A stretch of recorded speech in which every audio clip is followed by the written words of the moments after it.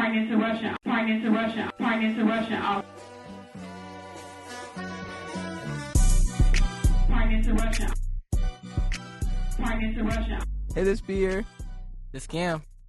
I'm Mary. And this is a Fenger Titans podcast. Welcome to episode 4 of the Fenger Titans podcast. And we are back from Christmas break. Mary, how was your break? My break was good. What did you do? I enjoyed the holidays and got some shoes. What shoes did you get? Vans. Nice. Cameron, what about you? My Christmas was pretty angelic. I got what I asked for, some clothing items, and I spent it mostly with my family. What about you, Pierre? I got a pair of shoes, and I spent most of my time watching Stranger Things. What's so good about Stranger Things? Honestly, the character plot, Have y'all watched it? Because I didn't. Yeah, I've watched it. and it's very intuitive. Like, once you start watching it, it's hard to stop. What about you, Cameron? I've liked it because of the fact that I'll say 2 of my favorite actors are in it, and that it's just so interesting to keep watching. Who are your favorite actors? I don't know his actual name, but the Lucas, Caleb McLaughlin? yeah, And who was the other one? and 11. Millie Bobby Brown.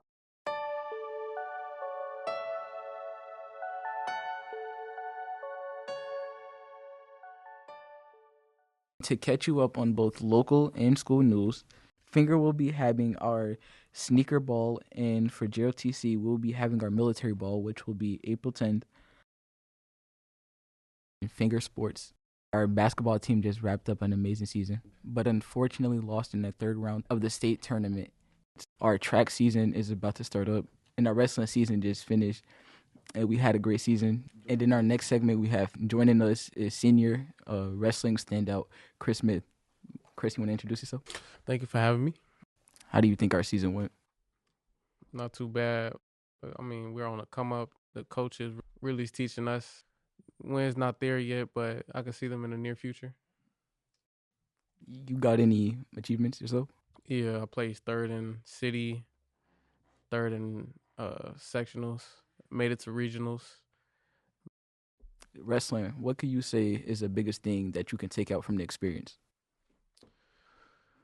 With wrestling, it's like it's a tough sport. You got to be passionate about it. You got to want it. You got to develop both your physical and your mental in order to succeed.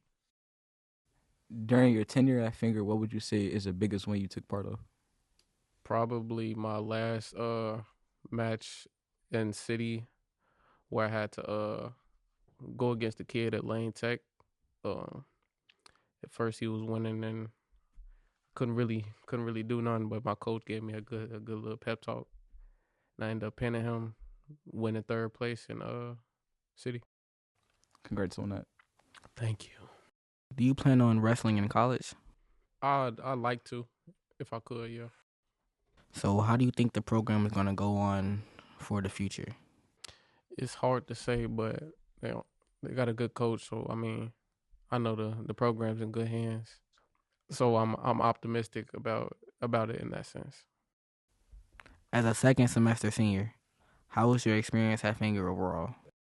In some ways, I'm ready to get out of here, but in some ways, I'll miss it. Okay, before you go, is there anything you want to say to people listening? Come to Fenger. You'll get a lot of knowledge and experience from it. Well, thank you for coming. Thank you for having me.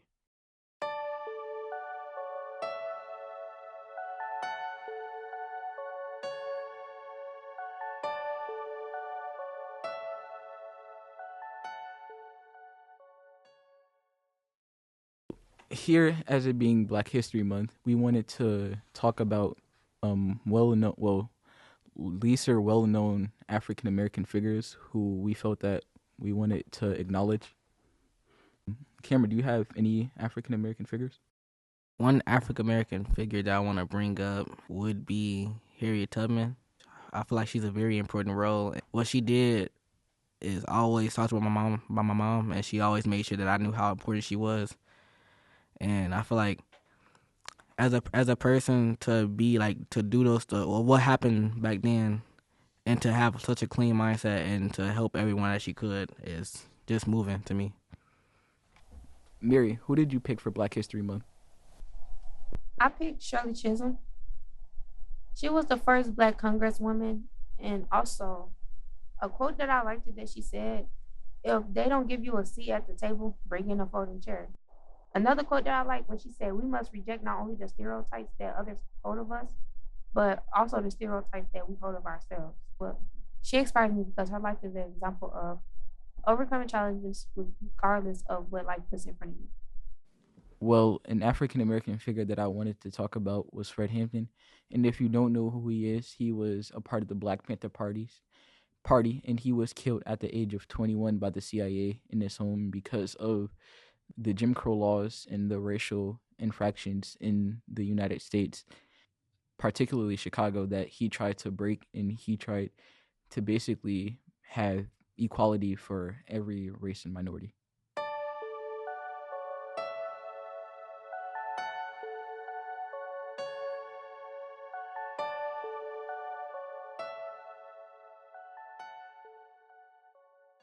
We asked people to write in suggestions, and we're going to open a few of those letters here now with our new segment, Dear Miri. Miri, would you like to open some of those letters? Yeah, let me open the first letter now.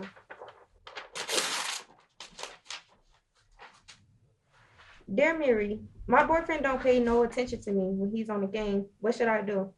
I feel as if like if y'all on the phone, maybe you should just hang up. But if y'all like face to face, maybe you should just be patient and wait for him to get off the game and talk to him about it. I feel as like if he's always on the game and never paying any attention to you, then it's a problem.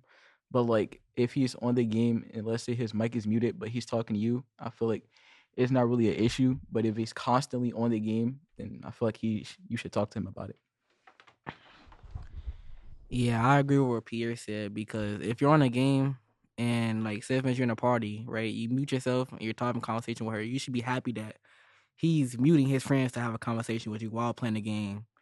Especially if like say if you do want his full undivided attention about something, yeah, he should give you his full attention. But if he's already doing something and you want him to stop immediately, that has to be like some type of talking through or something like that. Let me open the second letter.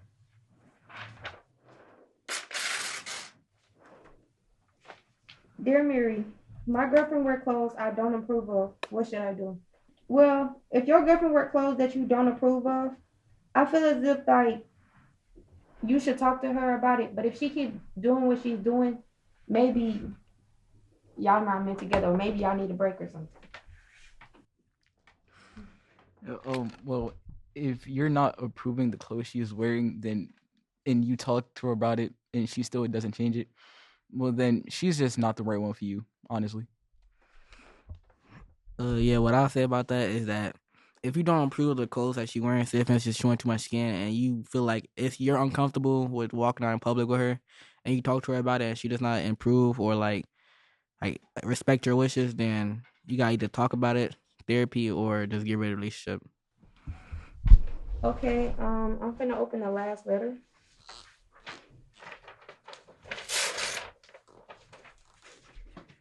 Dear Mary, my boyfriend has a girl best friend that he hang out with all the time. So much so that it makes me uncomfortable with them hanging out. What should I do? Well, if your boyfriend hang around with his girl best friend all the time, maybe you should try to tell him like how you feel about it. But if he continues to do what he's doing and not showing you no attention, maybe you should stay away from him and her, just get a break from both of them.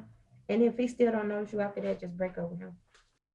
Okay, so what I feel like is that if he's hanging out with his girl best friend more than what he should, and you feel like that's like a bad thing, you also have to think about the fact that what if that person that he's friend with he has been that friends with that person way before he got with you, so you gotta also think about that. But if that's not the case and he's still talking to that girl way more than you gotta talk about it. But if that can't happen, you gotta break up.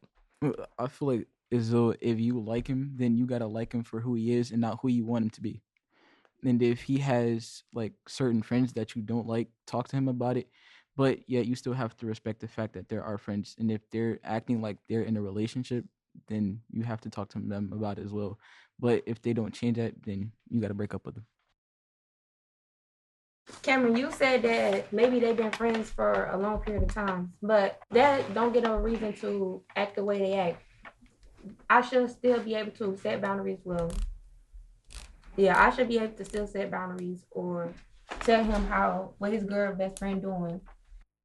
If she tell him how she feels, I feel as if he should be able to respect her boundaries or her feelings. Okay, I hear what you're saying, and there's one part about that. You said it don't matter if how long they been friends, but you gotta also think about like since they've been friends for a long time. That's probably like since that long period of time is how they can act and treat each other. You know what I'm saying? And that yeah, boundaries can be set for a friendship like that, but you have to also read into how he feels about that friend since there was a long relationship with his friend. So if he feels some way about their friend, maybe he should just get with that friend. It's not like feeling a certain type of way. It's like it gotta be like you gotta like I'll say you gotta re- trust him enough that if he telling you nothing's going on, but if you still seem skeptical, just set boundaries. Just set boundaries, and then if the boundaries can't be set, then you need your break. And then if the break is long enough, get rid of that relationship. Thank you for whoever has submitted questions. If you have further questions, you can put them in my locker.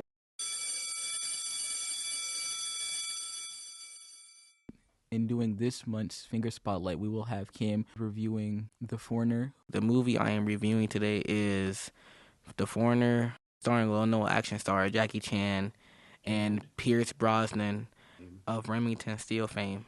And of course, he was James Bond 007 for a short time. And Cameron, I don't know if you know this, but Pierce Brosnan was also in Mrs. Doubtfire and Black Adam. Interesting.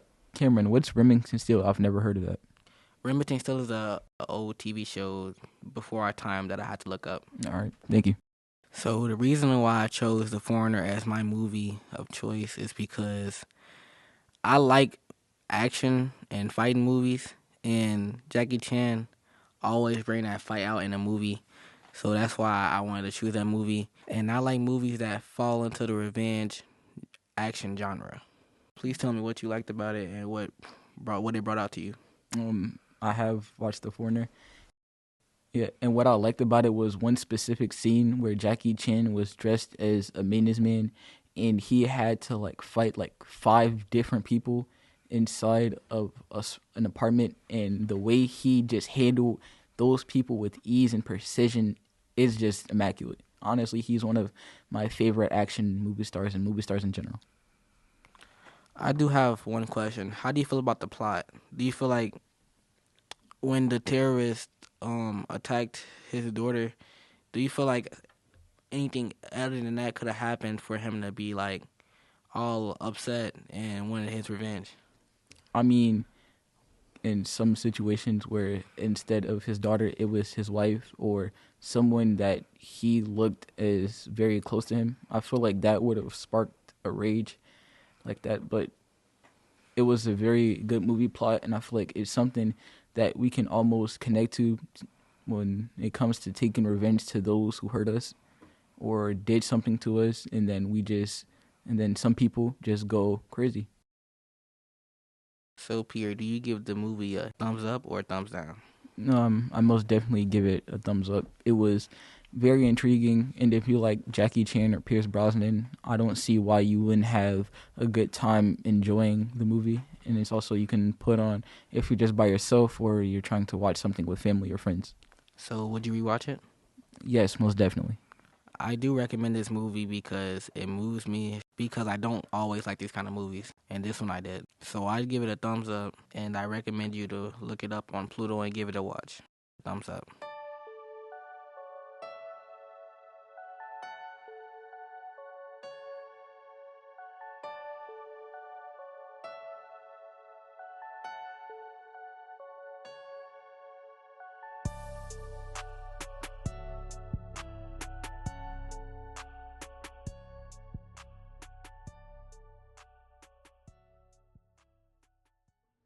Later on in the podcast, we were going to have a segment where we interviewed our youth guidance instructor, Mr. Miles. Well, after the interview, we found out that Mr. Miles were no longer going to be working with us here at Fenger. So we decided that because the quality of the interview exceeded our expectations, we decided to make it into a full episode by itself instead of shortening it to a single segment. So we will be uploading the entirety of his interview by itself to just say thank you to Mr. Miles and to show our appreciation. And with that being said, thank you for listening to episode 4 of the Fenger Titans podcast. And episode 5 will be the entirety of the Mr. Miles interview. We thank you for listening. We hope you have a great day. And that'll be all. Thank you very much for listening.